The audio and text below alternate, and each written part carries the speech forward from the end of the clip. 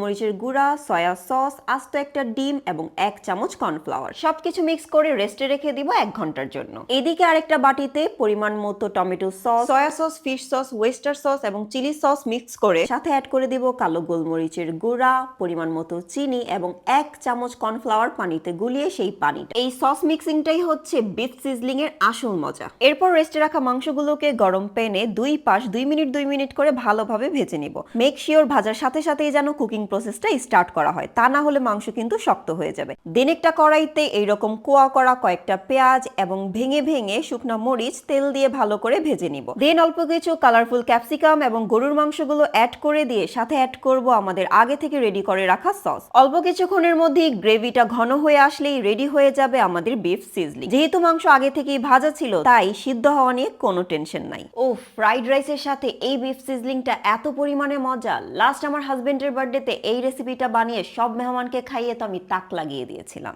Fourth recipe হচ্ছে মাংসের ভর্তা, যা আমাদের বাঙালি টেস্ট বার্ডের সাথে একদম পারফেক্ট। এর জন্য বেশি কিছুই লাগবে না, জাস্ট অল্প কয়েকটা উপাদান। 1-2 পিস মাংসের কিমা, যেটা চাইলে চাকু দিয়ে ছোট ছোট করে কেটে অথবা চাইলে ব্লেন্ডারেও ব্লেন্ড করে নিতে পারেন। সাথে লাগবে আদা কুচি, রসুন, পেঁয়াজ, লেবু, কাঁচামরিচ এবং শুকনা মরিচ। কড়াইতে সরিষার তেল দিয়ে আদা, লেবু, শুকনা মরিচ বাদে বাকি সবগুলো উপাদান আমরা একে একে দিয়ে দিব আর সবগুলোকেই হালকা করে ভেজে নিব। সাথে আমরা অ্যাড করে দিব স্বাদ মতো লবণ। কিছুক্ষণ ভাজা ভাজা হয়ে আসলে আমরা লাস্টে অ্যাড করব শুকনা মরিচ এবং কুচি করে রাখা আদা। খেয়াল রাখতে হবে আদাগুলো যাতে বেশি ভাজা ভাজা না হয়ে যায়। সবকিছু ভেজে অল্প একটু লেবুর রস অ্যাড করে হালকা করে ব্লেন্ডার করে নিব। একদম অল্প সময় ব্লেন্ড করব যাতে ভর্তাটা মাখা মাখা থাকে। এই ভর্তাটা মাত্র 5 মিনিটেই করে ফেলা যায় আর এত পরিমাণে মজা যে অল্প একটু ভর্তা দিয়ে 1 প্লেট গরম ধোয়া ওঠা ভাত 1 নিমিষেই খেয়ে ফেলা সম্ভব।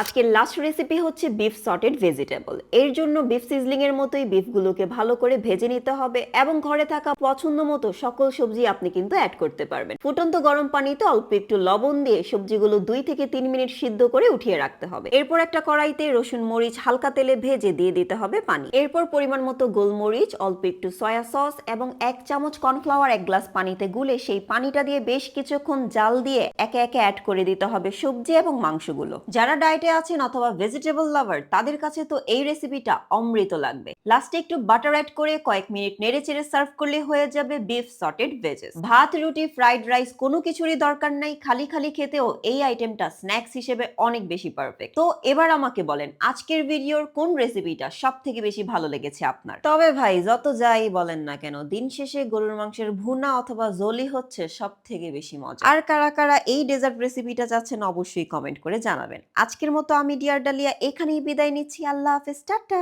ও হ্যাঁ, ফলো দিয়েন।